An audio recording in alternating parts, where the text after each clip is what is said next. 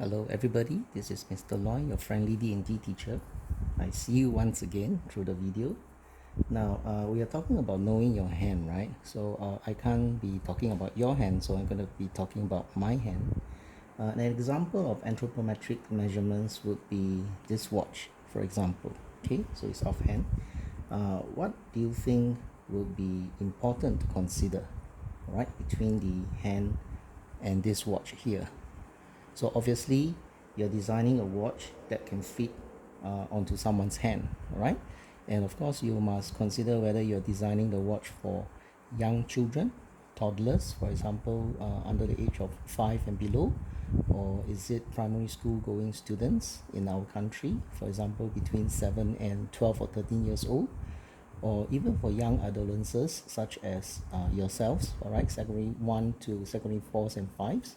So that would be between the age of 12, 13 plus to 16, 17, or post-secondary tertiary students. All right, we're talking about junior colleges, students, polytechnics, ITE students. All right, institutions of higher institutions of higher learning, universities. All right, and so on. So you progress. As you progress, of course, you actually grow over time, but you do not continue growing. All right, there'll be a time where we reach the plateau and we start to age.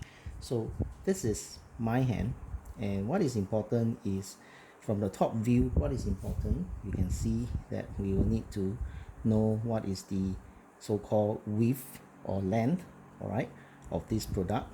So if you design a display that is super big, all right, and it actually stretches beyond, all right, you might find that wearing it may be a hassle, right? Some people like it big, but of course besides that, typically we want to have comfort, all right, using products. So that's part of ergonomics, all right, in case you are wondering what's the difference between E and A. Of course, that one is the more general considerations of product design in terms of safety and comfort.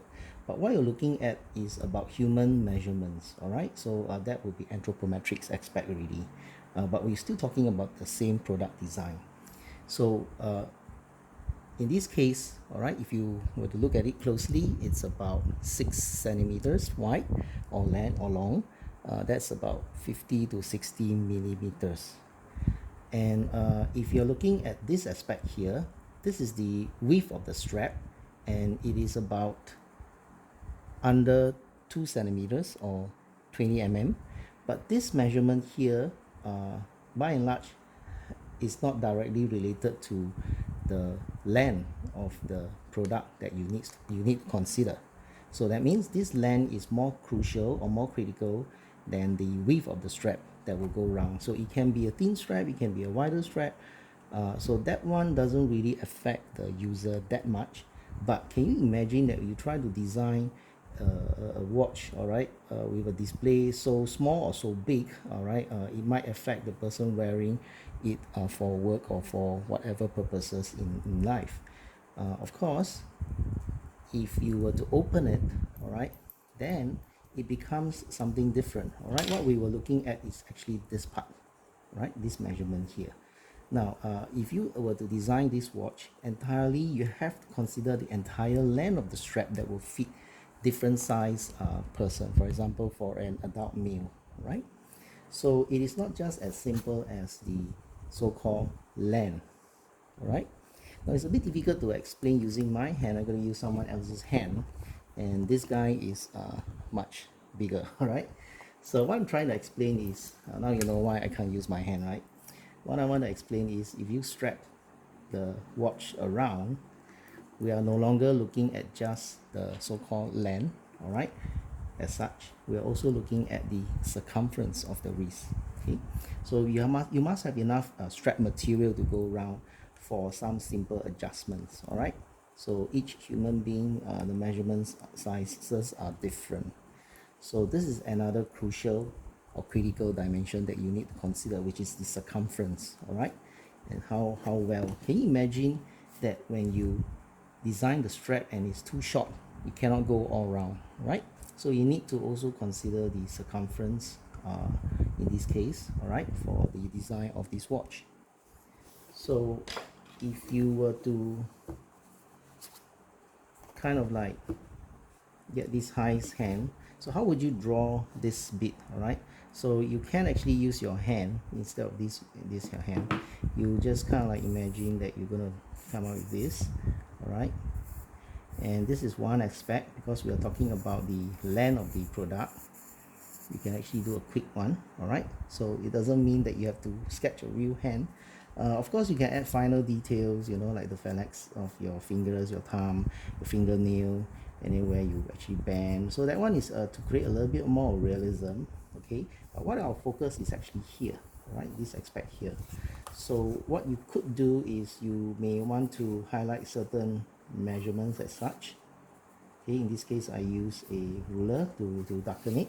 So this could be called A, and when you draft your in the form of a table, right, a quick table, so you probably want to list out what is A. All right, this could be a male adult measurements, all right, and then this could be some information that you need to take, all right, which part of the hand and so on. So under A, which is the so-called length, all right, this is about what we discussed just now. All right, so you can actually state a range. This is all in millimeters. All right, so all dimensions in millimeters. This will be good for you to highlight. So you actually have this first set of measurements. All right, and this one you can actually label as the length of wrist. Here I was wondering what part this is. Okay, so this is called a wrist, and then what you need is actually this part here. All right, remember? Okay, so this one here you probably would have to sketch a little bit about the dimension of the hand coming out. All right, and not so much of the, just a quick sketch. All right, as we all know, we are designers to be, and we are not artists. Okay, so we are not supposed to make it so realistic. Of course, if you can, you have the talent in you, obviously make good use of that. Okay, so we are looking at this measurements now. Okay, so you can actually talk about circumference, and what you're doing is you're writing minimally, all right, comments or annotations about what you have just sketched, so it presents a clearer understanding for other people, right? So circumference, you may want to call it a B. All right, so down here you can actually have the circumference.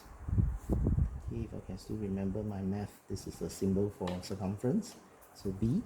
Right, so what is B? Of course, you have to take the entire measurements around this product here. Okay, so arbitrary, let's take it as, let me just do a quick measurement. All right, so arbitrary is about 200. Okay, 200 to about 220 for typical male, Asian male like myself.